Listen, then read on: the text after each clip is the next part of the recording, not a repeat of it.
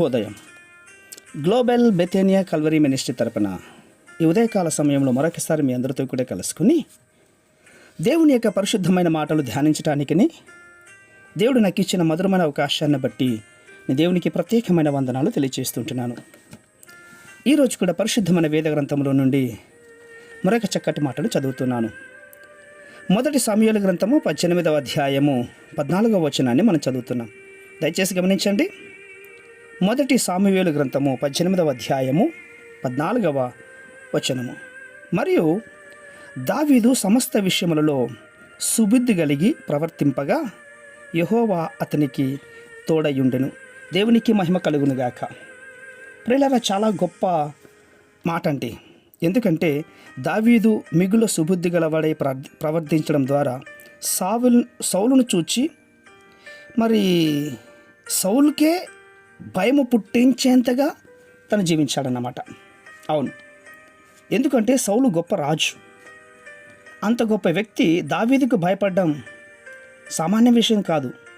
అందులో కొన్ని లక్షణాలు మీకు చెప్తాను. కేవలం దావీదు సుబుద్ధి కలిగి ప్రవర్తించడం మాత్రమే కాదు, దేవుని పట్ల దేవుడు అతనికి తోడై ఉన్నాడు అన్నటువంటి విషయాన్ని అక్కడ చాలా స్పష్టంగా రాసింది. గమనించారా?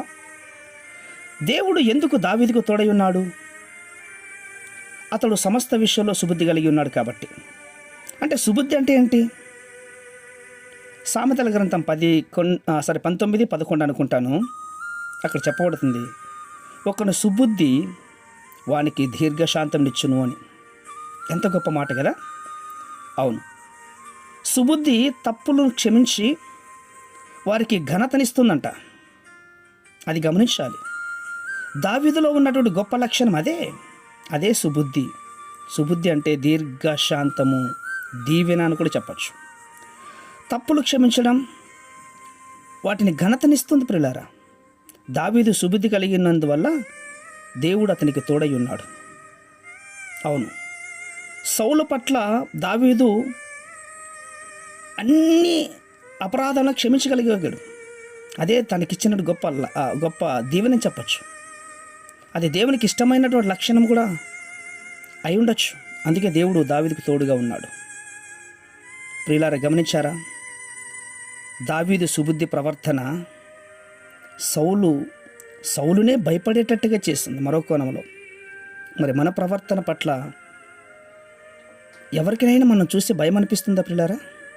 మనము దేవుని అధికారంలో ఉన్నట్లయితే గనక, అన్ని విషయాల్లో దేవునికి మనం అప్పగించుకుంటే గనక, ఎదుటివారు నిన్ను చూడగానే, నీ ప్రవర్తనను గమనించగానే నిన్ను ఘనపరిచి, నీకు ఘనతనిచ్చి, నీకు భయపడేవారుగా జీవిస్తారు. అది సుబుద్ధి అంటే. ప్రేమానమ్మకమైనటువంటి మా ప్రియ పరలోకపు తండ్రి, సౌలు యొక్క జీవితంలో, దావీదు యొక్క జీవితంలో, సౌలు ఒక రాజు అయ్యుండి కూడా దావీదుకు భయపడ్డాడు అంటే కారణం, దావీదు సుబుద్ధి కలిగి జీవించాడు. అట్టి గుణం ఈ మాటలు వింటున్న వారందరికీ మీరు అనుగ్రహిస్తారని విశ్వాసంగా నమ్ముచు చిన్న ప్రార్థనను మా రక్షకుడిని యేసయ్య నంబట అడిగి వేడుకొని పొందుతున్నాం మా తండ్రి. ఆమేన్, ఆమేన్, ఆమేన్.